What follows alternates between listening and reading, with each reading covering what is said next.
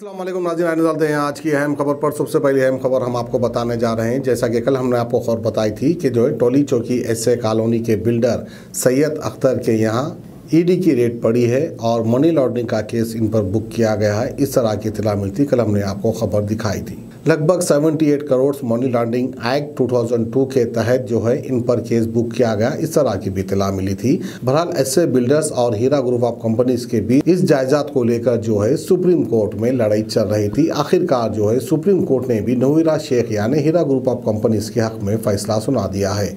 अब जो वहाँ की बची हुई प्रॉपर्टी है अब वो नूहिरा शेख की है, इस तरह से हीरा ग्रुप ऑफ कंपनीज का कहना है। सबसे पहले तो जो है टोली चौकी एसए कॉलोनी की ज़मीन नूहिरा शेख ने एसए बिल्डर से खरीदी थी। फिर बात उसके जो है उनको इनिशियल अमाउंट भी दे दिया था। टोटल पूरी ज़मीन खरीदने की बात हुई थी, लेकिन पूरी ज़मीन तो नहीं ली थी। वाइट मनी के तहत इन्होंने ज़मीन ली थी। वाइट मनी देकर जितनी भी ज़मीन इनको लेना था उतनी ज़मीन इन्होंने ली है।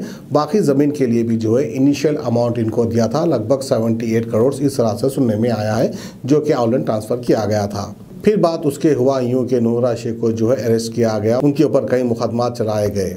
फिर कई सालों की जद्दोजहद के बाद जो है नूहिरा शेख भी जो है लड़ते हुए, कानून का सामना करते हुए, आखिरकार अपने आप को सही साबित करते हुए और अपनी जीत हासिल करते हुए वो जेल से बाहर आ गई और सुप्रीम कोर्ट ने भी जो है नूहिरा शेख के हक में यानी हीरा ग्रुप ऑफ कंपनी के हक में फैसला सुनाया है। इस तरह की कई खबरें हमने आपको दिखाई थी। अब सवाल ये उठता है, आखिरकार कब तक हमारी कौम यानी हम जिसे मीम भाई कहते हैं यानी मुस्लिम कहते हैं, ये लोग आपस में कब तक लड़ते रहेंगे।